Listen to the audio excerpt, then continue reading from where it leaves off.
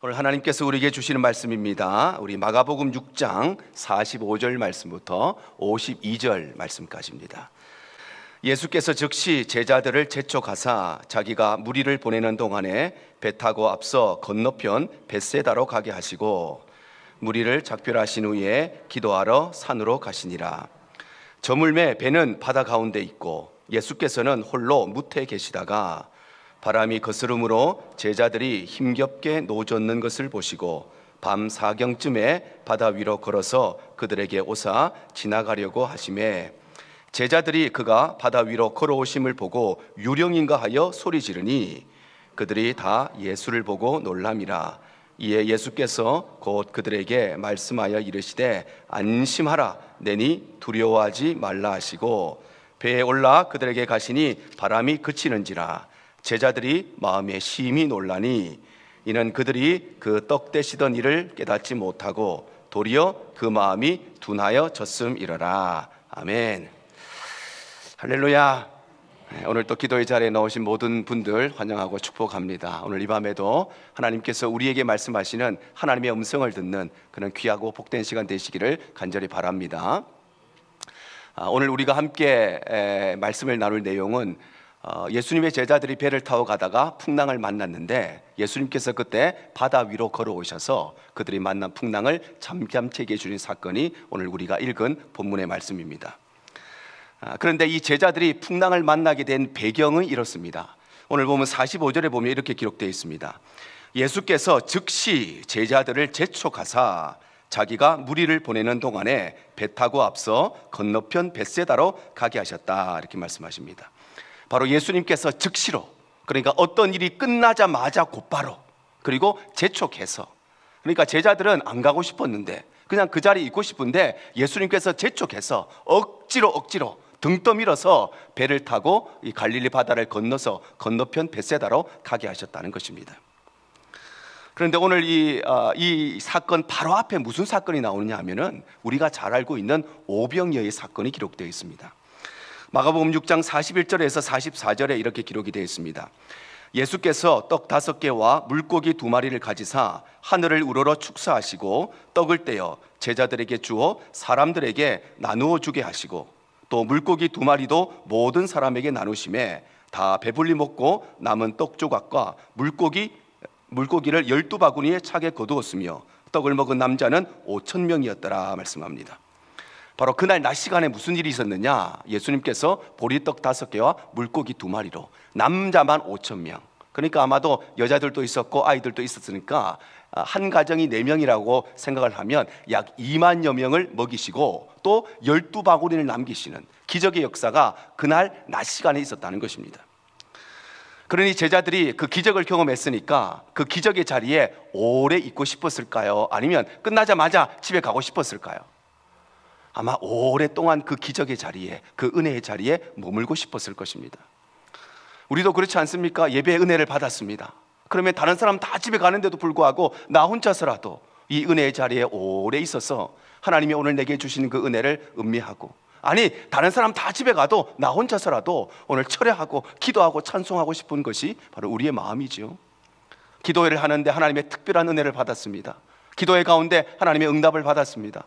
우리가 부흥회하는데 우리가 정말 평생에 한번 경험할까 말까 한 놀라운 기적의 역사를 우리가 경험했습니다. 그러면 기도회 다 끝나고 부흥회 다 끝났는데도 불구하고 집에 가기가 싫지요. 거기에 오랫동안 앉아서 하나님이 오늘 주신 내게 오늘 주신 은혜를 음미하고 더 오랫동안 기도하고, 아니 다 가도 나 혼자서라도 기도하고 찬송하고 싶은 것이 우리의 마음입니다. 그러니 오병이어의 기적을 직접 제자들이 경험했으니까 그 자리에 떠나고 싶지가 않고 오랫동안 그 자리에 남아있고 싶었을 것입니다. 그런데 예수님께서는 제자들에게 즉시로, 그러니까 모든 식사가 다 끝난 뒤에, 오병이어의 기적이 다 끝난 뒤에, 그것도 재촉해서 제자들은 안 가고 싶은데 억지로 등 떠밀어서 그래서 배를 타고 건너편에 가게 하셨다는 것입니다. 특별히 오늘 성경에 보면 자기가 무리를 보내는 동안에 이렇게 되어 있습니다. 예수님께서 직접 무리를 보내는 동안에 제자들은 배 타고 가라는 것이었습니다. 원래는 예수님께서 말씀을 다 전하시고 나면 한 2만 명이 모였으니까 얼마나 복잡하겠습니까? 우리가 지난번 이태원 사건도 잘 봤지만 2만 명이 모였다는 것은 잘못하면 압사 사고가 일어날 수 있는 그런 숫자입니다. 그러니까 예수님 말씀 다 전하고 나면 보통은 제자들이 군데군데 다 서서 사람들 통제하고 이리로 가세요, 저리로 가시오, 집으로 갈 때까지 다 안내해주고, 사람들 다 가고 나면 거기에 남아있는 쓰레기도 정리하고 청소하고 마무리하고, 그거 다 제자들이 하는 일이었습니다. 그런데 그날만은 예수님께서 자기가 무리를 보내는 동안에 안내도 예수님 혼자 다 하고, 정리도 예수님 다 하고, 청소도 자기가 다 하고, 예수님께서 다 할 테니까 너희는 배 타고 벳세다로 건너가라고 말씀하셨다는 것입니다. 그러니 제자들은 별로 가고 싶지 않는데도 불구하고, 이 기적의 자리에, 이 은혜의 자리에 밤새도록 있고 싶은데도 불구하고, 그래도 예수님이 가라고 하니까 내 마음과 내 생각을 내려놓고 예수님의 말씀에 순종해서 배를 타고 바다를 건너가게 됩니다. 그런데 문제는 여기서 일어납니다. 나는 안 가고 싶었는데, 나는 더 오래 있고 싶었는데, 그런데 예수님이 가라고 하셨어. 그래서 내 뜻과 내 의지를 내려놓고 예수님 말씀에 순종해서 배를 타고 갔는데 풍랑을 만나게 되었다는 것입니다.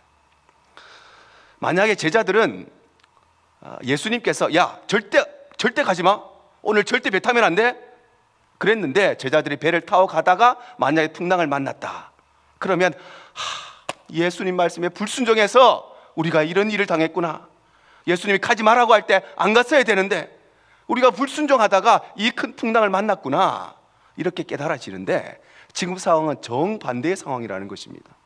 제자들은 안 가고 싶었는데 예수님이 억지로 가라고 해서 순종해서 갔는데, 그런데 평탄한 길을 만난 것이 아니라 순종해서 가는 길에 바로 큰 풍랑을 만나게 되었다는 것입니다. 사랑하는 성도 여러분, 우리의 삶에는 이런 일이 없으십니까? 나는 이렇게 하고 싶었는데 하나님께서 자꾸 저렇게 하라고 하십니다. 내가 볼 때는 이렇게 해야 되는데 하나님의 음성은 자꾸 달라요. 그래서 정말 내 마음에 결단하고 내가 생각했던 것, 내 뜻, 내 계획, 내 의지 다 포기하고 하나님 하라고 하는 대로 그렇게 했는데, 그런데 인생의 풍랑을 만난 그런 일은 없으십니까? 나는 이 길로 가고 싶었는데 하나님이 자꾸 저 길로 가라고 하십니다. 그래서 정말 내 마음에 결단하고 어렵게 내 뜻과 내 의지를 다 내려놓고 우리 주님이 저쪽으로 가라고 하시니까 정말 순종해서 그 길을 갔더니 시온의 대로가 열리지 않고 주님 말씀하신 그 길로 갔더니 험한 길을 만나고 어려운 길을 만나고 눈물의 골짜기를 만나고 사망의 음침한 골짜기를 만나는 그런 일은 없으셨습니까? 하나님이 주일 성수하라고 해서 주일 성수 시작했는데, 그래서 어렵게 비즈니스 문 닫고 주일 성수 시작했는데, 11조 생활 하라고 해서 그래서 어렵지만 11조 생활 시작했는데, 그러면 내 사업이 더 잘 되고 돈도 더 많이 벌고 주일날 문 닫아도 사업이 더 잘 되고 그래야 되는데, 주님 말씀에 순종했더니, 그래서 주일 성수했더니, 그래서 11조 헌금했더니 오히려 사업이 더 어려워지고 오히려 생활이 더 쪼들려지고 생활비를 줄여야 되고 외식비를 줄여야 되고 아이들 교육비를 줄여야 되는, 순종했음에도 불구하고 인생의 풍랑을 만난 일은 없으십니까? 욥의 인생이 바로 그런 인생이었습니다. 욥기 1장 1절에 이렇게 기록을 하죠. 우수 땅에 욥이라 불리는 사람이 있었는데 그 사람은 온전하고 정직하여 하나님을 경외하며 악에서 떠난 자라 말씀합니다. 바로 욥은 어떤 사람이냐? 정직한 사람, 온전한 사람, 하나님을 경외하고 악에서 떠난 사람. 그러니까 한마디로 말하면 하나님 말씀이라면 무조건 순종하는 사람이 욥이었다는 것입니다. 그런데 욥은 그렇게 하나님 말씀에 순종하며 살았는데도 불구하고 그런 이유를 알 수 없고 원인을 알 수 없는, 그래서 재산을 다 잃어버리고 자식들 다 잃어버리고 자기 건강도 다 잃어버리고 가정이 다 깨어지는, 순종했음에도 불구하고 인생의 큰 풍랑을 만난 사람이 바로 욥이었다는 것입니다. 사랑하는 성도 여러분, 한번 받아십시다. 내 뜻대로 안 되는 것은 하나님 뜻대로 되고 있다는 것이다. 내 계획대로 안 된다는 것은 하나님 계획대로 되고 있다는 것이다. 여러분, 내 뜻과 내 의지대로 내 인생이 안 돌아간다는 것은 하나님의 뜻과 하나님의 의지대로 내 인생이 흘러가고 있다는 것입니다. 내 예상대로 내 계획대로 내 인생이 흘러가고 있지 않다는 것은 하나님의 의지와 하나님의 예상대로 내 인생이 흘러가고 있다는 것입니다. 우리가 잘 알고 있는 요셉의 인생이 그런 인생이었죠. 그의 인생은 자신의 뜻대로 되는 것, 자신의 의지대로 된 게 단 하나도 없었던 인생이 요셉의 인생이었습니다. 요셉의 원래 계획은 어떤 거였느냐? 아버지의 명을 받아서 형님들에게 찾아가서 형님들이 어디쯤 있는지, 양을 잘 먹이고 있는지, 앞으로 어디를 갔다가 언제쯤 집으로 돌아오게 될 것인지 그것을 형님들에게 듣고 아버지에게 보고하는 것이 그의 원래 계획이었습니다. 그런데 그의 인생은 그의 뜻대로 하나도 안 돌아갑니다. 그의 계획대로 되는 게 하나도 없었습니다. 성경이 이렇게 말씀하죠. 창세기 37장 28절입니다. 그때에 미디안 사람 상인들이 지나가고 있는지라 형들이 요셉을 구덩이에서 끌어올리고 은 20에 그를 이스마엘 사람들에게 팔매 그 상인들이 요셉을 데리고 애굽으로 갔더라 말씀합니다. 바로 그의 인생은 그의 계획과 그의 뜻과 전혀 다르게 형님들에 의해서 구덩이에 빠지고 먼 나라로 노예로 팔려가게 됩니다. 노예로 팔려가서 그가 열심히 일했습니다. 그러면서 마음에 그런 계획을 했을 것입니다. 내가 여기에서 열심히 일하면 주인이 나를 인정해주고 열심히 일하면 나를 노예에서 해방시켜 줄 테니까 내가 열심히 일하고 나중에는 아버지 집으로 돌아가야지, 그런 계획을 마음속에 세우고 있었을 것입니다. 그런데 그의 인생은 그의 계획대로 하나도 안 됩니다. 정반대로 그곳에서 최선을 다해서 일했음에도 불구하고 그런 모함을 받고 결국은 감옥에 갇히게 됩니다. 감옥에 가서도 그런 생각과 그런 예상과 그런 계획을 했을 것입니다. 내가 감옥이지만 최선을 다해서 여기에서 일을 하면 간수들에게도 내가 인정을 받고 사랑을 받고 그러면 오해가 풀려서 내가 석방이 될 것이고 그러면 내가 아버지 집으로 돌아가야지 계획을 세고 있었을 것입니다. 그런데 그의 인생은 그의 계획대로 되는 게 하나도 없었습니다. 그래서 감옥에서 최선을 다했음에도 불구하고 사람들에게 버림을 받고 배신을 당하고 잊혀짐을 당하게 되는 것입니다. 그러나 우리가 기억해야 될 것은 그의 인생이 그의 뜻대로 되지 않는다는 것은 그의 인생이 하나님의 뜻대로 되어가고 있다는 것입니다. 그의 인생이 그의 뜻대로 그의 계획대로 안 된다는 것은 그의 인생은 하나님의 계획대로 흘러가고 있다는 것입니다. 그래서 그의 삶은 자기가 계획했던 삶이 아니라 하나님께서 계획하신 대로 그런 애굽의 총리가 되고 그래서 가정을 살리고 민족을 살리고 세계를 살리는 위대한 사람으로 쓰임받게 되는 것입니다. 바울도 마찬가지입니다.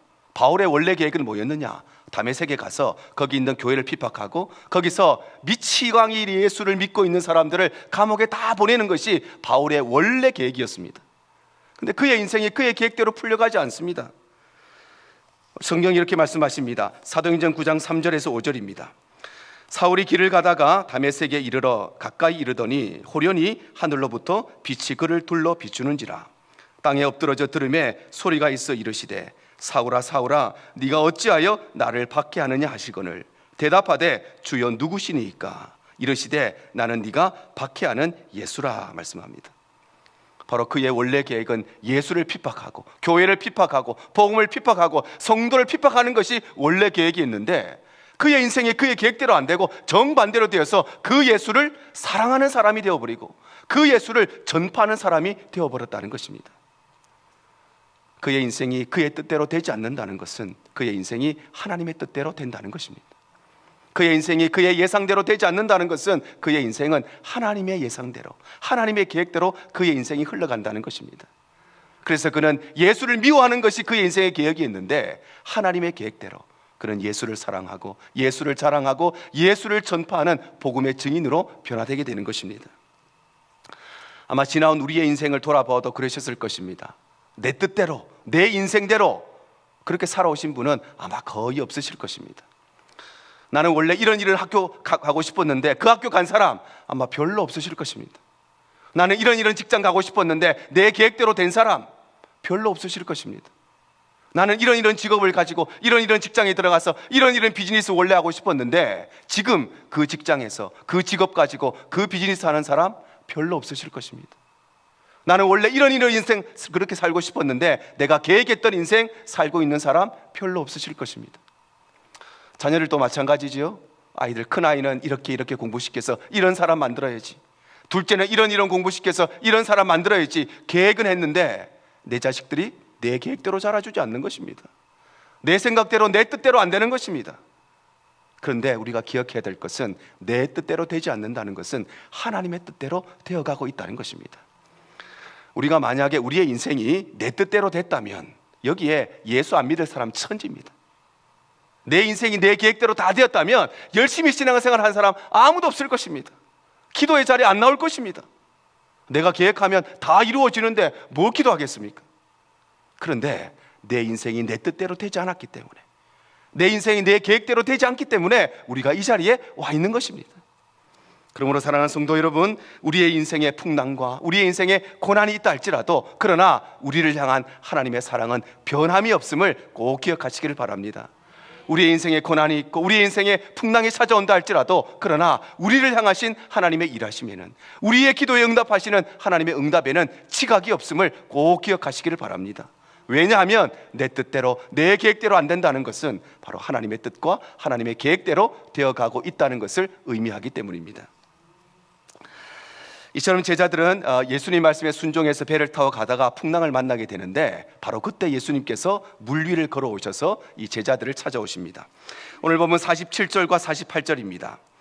저물매 배는 바다 가운데 있고 예수께서는 홀로 무태에 계시다가 바람이 거스름으로 제자들이 힘겹게 노젓는 것을 보시고 밤 사경쯤에 바다 위로 걸어서 그들에게 오사 지나가려고 하시매. 바로 예수님께서는 밤 사경쯤에 물 위를 걸어서 풍랑을 만난 제자들에게 찾아오셨다는 것입니다. 오늘 사건을 재구성해 보면 이렇습니다. 오병이의 사건은 언제쯤 일어났느냐? 거기에 모였던 사람들이 배가 고파서 식사를 못했을 때이니까 아마도 점심시간이 지난 늦은 오후 시간, 아마도 한 오후 3시 정도 되었을 것이라고 생각합니다. 그리고 모든 사람들이 밥을 다 먹고 예수님께서 제자들을 즉시로 재촉해서 억지로 배 타고 보냈으니까 아마 그 출발할 때가 아마 오후 4시에서 5시 정도 되었을 것입니다. 그런데 제자들이 배를 타고 가다가 갈릴리 바다 한가운데 있을 때에 그때 해가 집니다. 오늘 보면 47절 상반절에 이렇게 말씀합니다. 저물매 배는 바다 가운데 있었다, 이렇게 말씀합니다. 바로 배를 타고 바다를 건너가는데 바다 한가운데 배가 지나고 있을 때 해가 졌다는 것입니다. 그러니까 그때 시간이 한 6시에서 7시 정도 되었을 것입니다. 바로 제자들이 타고 가던 배가 6시에서 7시쯤 되었을 때에 해가 졌고, 그때에 풍랑이 일어나기 시작했다는 것입니다. 그런데 예수님께서 풍랑을 만난 이 제자들에게 언제 찾아오셨느냐? 성경은 밤 사경에 찾아오셨다고 기록합니다. 48절입니다. 바람이 거스름으로 제자들이 힘겹게 노젓는 것을 보시고 밤 사경쯤에 바다 위로 걸어서 그들에게 오사 지나가려고 하셨다 말씀합니다. 바로 예수님께서는 언제 제자들에게 오셨느냐? 밤 사경의 시간에 오셨다는 것입니다. 밤 사경의 시간은 지금의 시간으로 따지면 새벽 2시의 시간입니다. 그러니까 재구성해 보면 제자들이 풍랑을 처음 만나는 그 시간 오후 6시에서 7시 정도 됩니다. 그런데 예수님께서는 밤 사경의 시간, 새벽 2시의 시간에 오셨으니까 제자들은 한 7시간에서 8시간 동안 이 풍랑과 사투를 벌였다는 것입니다. 그런데 중요한 것은 왜 예수님께서 밤 사경이 되어서야 그들을 찾아오셨는가? 왜 예수님께서는 새벽 2시가 되어서야 그들을 찾아오셨는가? 예수님께서 제자들이 풍랑 만나는 걸 아셨을까요? 모르셨을까요? 알고 계셨겠죠. 아니, 예수님께서는 제자들을 보내시면서 아마 제자들이 풍랑을 만나게 될 것도 알고 계셨을 것입니다. 그런데 풍랑 만난 것도 알고 계시고 만난 것도 알고 계시는데 왜 예수님께서는 그럼 미리미리 좀 풍랑 좀 제거해 주시지, 아니면 풍랑 만나는 즉시로 바로 가셔서 좀 그 풍랑을 잠잠케 해 주시지, 아니면 풍랑이 일어나고 얼마 되지 않은 우리가 소위 말하는 골든타임 안에 빨리 가셔서 좀 그렇게 정리해 주시지, 왜 예수님께서는 7시간, 8시간이나 사투를 벌이고 있는 제자들을 가만히 보고 계시다가 새벽 2시가 되어서야, 영적 사경의 시간이 되어서야 제자들에게 찾아가셨는가? 여기에는 밤 사경이 가지고 있는 매우 중요한 영적인 의미가 있습니다. 우리 한국 사람들이 가지고 있는 시간의 개념은 이 시계의 모양 따라서 둥근 시간의 개념을 가지고 있습니다. 그래서 12시부터 시작해서 한 바퀴 돌면 12시간, 또 한 바퀴 돌면 12시간, 그러니까 두 바퀴를 돌면 하루가 지나가는 시간의 개념을 가지고 있습니다. 그런데 유대인들의 시간 개념은 둥근 시간의 개념이 아니라 위아래의 시간의 개념을 갖고 있습니다. 그래서 위에서부터 시간이 시작되면 아래로 흐릅니다. 그리고 가장 밑바닥을 찍고 다시 올라가는 위아래의 시간의 개념을 가지고 있다는 것입니다. 뿐만 아니라 한국 사람들이 가지고 있는 가장 깊은 밤, 가장 캄캄한 밤, 가장 어두운 밤은 몇 시일까요?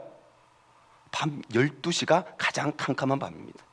그래서 우리 옛날에 한국의 귀신 이야기 들어보면 귀신들이 꼭 몇 시에 나타납니까? 12시에 나타납니다. 11시 59분, 58초, 59초, 12시 땡 하면 그때 귀신들이 나타나는 것입니다. 왜 그러냐면은 우리 한국 사람들의 사고 속에는 밤 12시라는 시간이 가장 깊은 시간, 가장 어두운 시간, 가장 캄캄한 시간이라고 생각하기 때문입니다. 그런데 유대인들에게 있어서 가장 캄캄한 시간, 유대인들은 위아래의 시간을 갖고 있는데 유대인들이 가장 깊이 있게 생각하는 가장 밑바닥의 시간은 바로 가장 밑에서 바닥을 치는 그 시간, 그 시간이 가장 캄캄한 시간인데 그 시간이 몇 시냐? 바로 밤 사경의 시간이라는 것입니다. 그러니 예수님께서 밤 사경의 시간에 찾아오셨다는 것은 유대인들에게 있어서 가장 캄캄한 밤, 더 이상 캄캄해질 수 없는 밤, 가장 깊은 밤, 더 이상 깊어질 수 없는 밤, 가장 어두운 시간, 더 이상 어두워질 수 없는 그 시간에 예수님께서 찾아오셨다는 것입니다. 제자들이 오후 6시, 7시에 풍랑을 만났습니다. 그리고 예수님께서는 새벽 2시에 오셨으니까 7시간에서 8시간 풍랑과 사투를 벌입니다. 그러면 제자들이 이 7시간, 8시간 동안 무엇을 했을까요?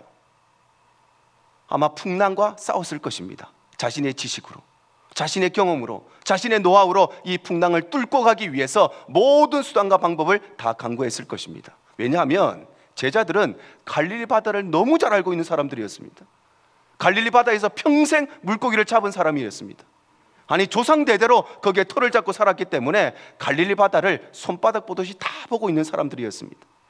풍랑이 언제 어디에서 올 것인지, 어디로 왔다 어디로 갈 것인지, 물고기가 어디에 많은지, 오전에는 어느 곳에 가서 어떻게 그물을 내려야 어떤 물고기를 잡을 수 있을지, 또 저녁 시간에는 어디에 가서 어느 쪽으로 그물을 내려야 어떤 물고기 잡을 수 있을지, 이 갈릴리 바다를 너무 잘 알고 있는 사람들이었습니다. 뿐만 아니라 어부들은 평생 동안 이 갈릴리 바다에서 물고기를 잡았기 때문에 풍랑 수백 번도 더 만나봤습니다. 풍랑 수천 번도 더 만나봤습니다. 그리고 수백 번 풍랑을 만날 때마다 자신들의 경험과 노하우를 통해서 그 풍랑을 뚫고 나가본 경험이 있는 사람들이었습니다. 그러니 제자들이 7시간, 8시간 동안 뭘 했는가? 내가 가진 지식과 내가 가진 지혜와 나의 경험과 나의 노하우를 가지고 오늘 또 예전처럼 똑같이 풍랑을 뚫고 나가고자 했다는 것입니다. 그런데 그날은 웬일인지, 그 전까지만 해도 내가 가지고 있는 경험으로 다 뚫고 갔는데, 그 전까지만 해도 내가 가지고 있는 노하우로 이 풍랑을 다 해결하고 갔는데, 그날만은 내가 가진 모든 것을 다 동원하는데 7시간, 8시간 동안 내가 알고 있는 모든 지식을 총동원해 봤는데, 그런데 이 풍랑을 뚫고 갈 수가 없었다는 것입니다. 드디어 그들은 죽음의 그림자에 직면하게 됩니다. 자신 있게 이 풍랑을 뚫고 갈 줄 알았는데, 그런데 내가 죽을 수도 있겠구나, 그들은 그 마음에 들기 시작한 것입니다. 그리고 바로 그때서야 그들이 하나님 앞에 기도의 무릎을 엎드립니다. 그때가 몇 시냐? 밤 사경의 시간, 바로 새벽 2시의 시간이었다는 것입니다. 바로 그들은 내가 해볼 수 있는 거 다 해보고, 내가 시도해 볼 수 있는 거 다 해보고, 내가 동원해 볼 수 있는 거 다 동원해 본 바로 그때에 하나님 앞에 엎드립니다. 그때가 밤 사경의 시간, 바로 새벽 2시의 시간이었다는 것입니다. 그리고 그들이 하나님 앞에 엎드리는 바로 그 시간에 예수님께서 그들을 찾아오시고 그들을 만난 풍랑을 잠잠케 해주셨다는 것입니다.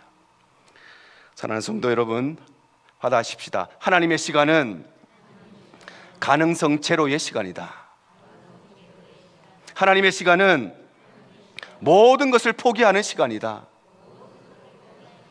하나님의 시간은 하나님만 바라보는 시간이다. 여러분, 하나님은 언제 역사하시느냐? 하나님은 바로 가능성 제로의 시간에 역사하십니다. 하나님은 언제 역사하시느냐? 우리가 모든 것을 내려놓는 그 시간에 역사하시는 것입니다. 하나님은 언제 역사하시느냐? 하나님은 우리가 오직 하나님 한 분만 바라볼 때, 그때 바로 하나님은 역사하시는 것입니다.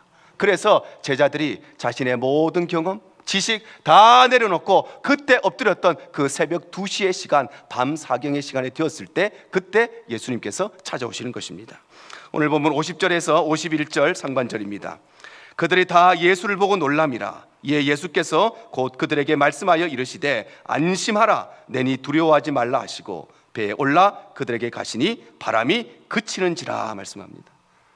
바로 그들의 모든 것을 포기하고 엎드렸던 그 시간에 예수님께서는 그들을 찾아오셔서 그들이 만난 풍랑을 잠잠케 해주셨다는 것입니다. 이처럼 하나님께서는 언제나 가능성 제로의 시간에 역사하시는데, 그래서 하나님께서는 아브라함이 100세가 되었을 때에 그에게 아들을 주시죠. 창세기 17장 17절 18절에 이렇게 말씀합니다.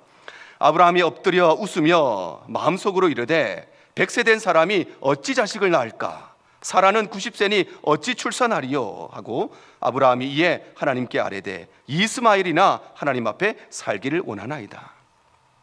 바로 하나님께서는 아브라함이 100살이 되었을 때, 사라가 90세가 되었을 때, 그러니까 가능성 제로의 시간이 되었을 때, 더 이상 어떤 방법도 통하지 않는 시간이 되었을 때, 그때에 그들에게 아들을 주셨다는 것입니다. 야곱도 마찬가지입니다. 창세기 32장 24절에서 26절입니다. 야곱은 홀로 남았더니 어떤 사람들이 날이 새도록 야곱과 씨름하다가 자기가 야곱을 이기지 못함을 보고 그가 야곱의 허벅지 관절을 치매 야곱의 허벅지 관절이 그 사람과 씨름할 때에 어긋났더라. 그가 이르되 날이 세려하니 나로 가게 하라. 야곱이 이르되 당신이 내게 축복하지 아니하면 가게 하지 아니하겠나이다. 바로 야곱이 환도뼈가 부러졌을 때, 그때, 그래서 그의 모든 계획이 물거품이 되었을 때, 그때 하나님은 그에게 은혜를 베푸신 것입니다. 야곱은 머릿속에 모든 계획을 다 세우고 있었습니다.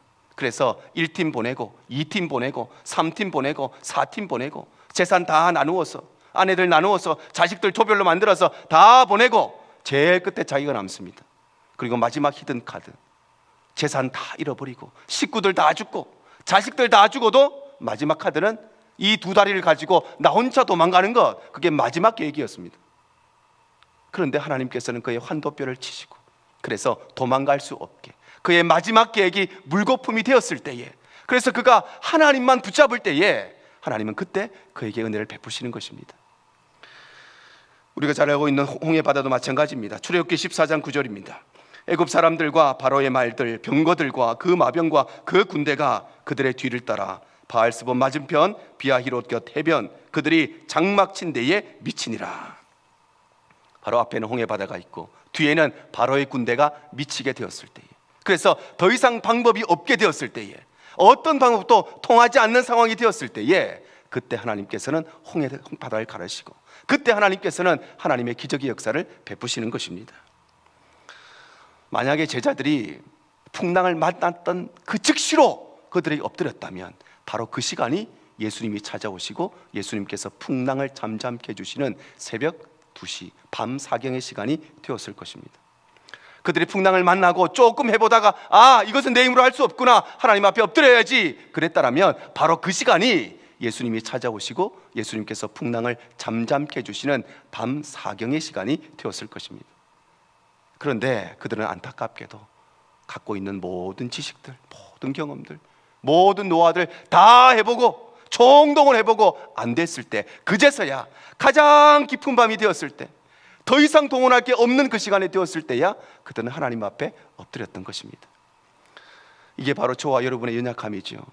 우리도 잘 알고 있습니다. 기도해야 되는 걸 알고 있지만 문제가 생기고 기도 제목이 생기면 내가 해볼 수 있는 방법부터 해보는 것이죠. 내가 알고 있는 사람에게 연락부터 해보는 것이죠. 내가 갖고 있는 거 동원해서 그거 해결해 보려고 하는 것이죠. 그리고 이것도 안 되고 저것도 안 되고 정말 아무것도 할 수가 없으면 그때서야 하나님 앞에 기도하는 것이 우리의 연약한 모습입니다. 그러나 하나님은 언제 역사하시는가? 하나님은 우리가 모든 것을 내려놓고 하나님 한 분만 바라볼 때에 바로 그때 하나님께서 역사하시는 것입니다. 그러므로 사랑하는 성도 여러분, 우리가 모든 것을 내려놓고 하나님을 바라보는 그 시간이 바로 영적인 사경의 시간임을 꼭 기억하시길 바랍니다. 그래서 오늘 우리가 기도하는 이 시간이 하나님만 바라보는 영적 사경의 시간, 바로 그 시간이 우리에게 회복되어지기를 축복합니다. 우리의 기도가 왜 힘이 없는가? 우리의 기도가 영적 사경의 시간이 아니기 때문입니다.